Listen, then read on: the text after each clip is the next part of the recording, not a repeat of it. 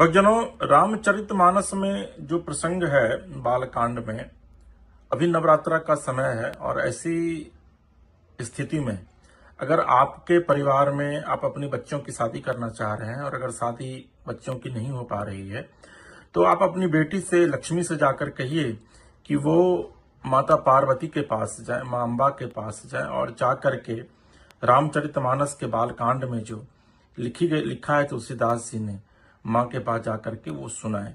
ये 7 चौपाई है जिसको कि आपको सुनाना है माँ को, और फिर देखिएगा कि माँ की असीम कृपा होगी और आपके बच्ची की शादी भी होगी।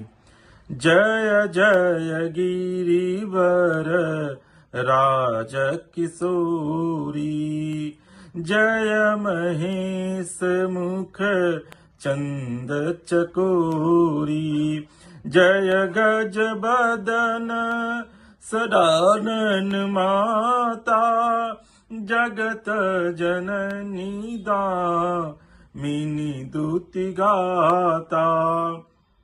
हे श्रेष्ठ पर्वतों के राजा, हिमाचल की पुत्री मां पार्वती, आपकी जय हो, जय हो। हे महादेव जी के मुख रूपी चंद्रमा की ओर टकटकी लगाकर देखने वाली चकोरी, आपकी जय हो। हे हाथों के मुख वाले गणेश जी और 6 मुख वाले स्वामी कार्तिकेय जी माता, हे जग जननी, हे बिजली की सी कांतिक शरीर वाली, आपकी जय हो, जय हो। नहीं तब आदि मध्य अवसाना, अमित प्रभाव बेदु नहीं जाना, भव भव विभव पराभव कारिणी, विश्व विमोहनी स्वबस विहारिणी। आपका न आदि है, न मध्य है और न अंत है। आपके असीम प्रभाव को वेद भी नहीं जानते। आप संसार को उत्पन्न, पालन और नाश करने वाली है, विश्व को मोहित करने वाली और स्वतंत्र रूप से विहार करने वाली हैं। सेवत तो ही सुलभ फल चारी, बरदायिनी पुरारी पियारी, देवी पूजी पद कमल तुम्हारे, सुर नर मुनि सब हुई सुखारे। ये भक्तों को मुंह मांगा वर देने वाली, हे त्रिपुर के शत्रु शिव जी की प्रिय पत्नी, आपकी सेवा करने से चारों फल सुलभ हो जाते हैं। हे देवी, आपके चरण कमलों की पूजा करके देवता, मनुष्य और मुनि सभी सुखी हो जाते हैं।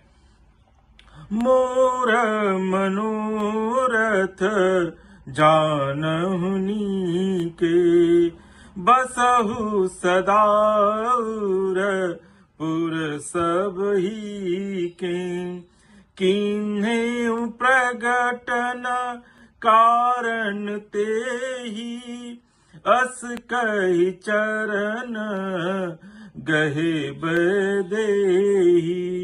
मेरे मनोरथ को आप भली भांति जानती हैं, क्योंकि आप सदा सबके हृदय रूपी नगरी में निवास करती हैं। इसी कारण मैंने उसको प्रकट नहीं किया। ऐसा कहकर जानकी जी ने उनके चरण पकड़ लिए।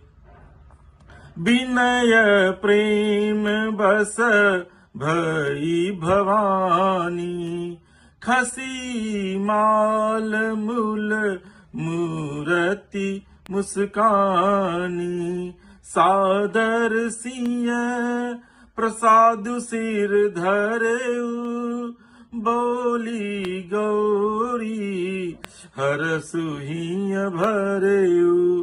गिरिराज जी सीता जी के विनय और प्रेम के वश में हो गईं। उनके गले की माला खिसक पड़ी और मूर्ति मुस्कुराई। सीता जी ने आदरपूर्वक उस प्रसाद यानी माला को सिर पर धारण किया। गौरी जी का हृदय हर्ष से भर गया और वे बोली, सुनु सिय सत्य असीस हमारी, पूजी मन कामना तुम्हारी, नारद बचन सदा सुचि साचा, सोभरु मिलहि जाहि मनुराचा।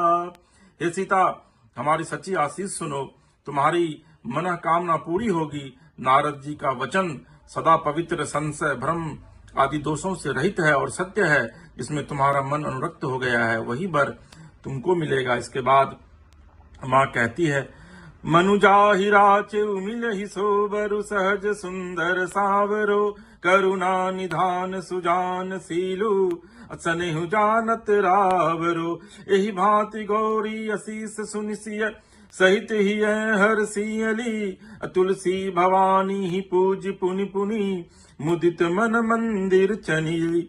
जिसमें तुम्हारा मन अनुरक्त हो गया है, वही स्वभाव से सुंदर सांवला वर श्री रामचंद्र जी तुमको मिलेंगे।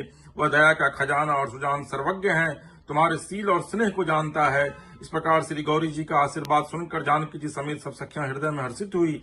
तुलसीदास जी कहते हैं, भवानी जी को बार बार पूजकर सीता जी प्रसन्न मन से राजमहल को लौट चली। जानी गौरी अनुकूल सिय हिय हर सुन जाई कहीं, मंजुल मंगल मूल बाम अंग फरकन लगे।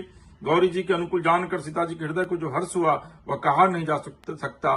सुंदर मंगलों के मूल उनके बाएं अंग फरकने लगे। बोलिए सियावर रामचंद्र की जय।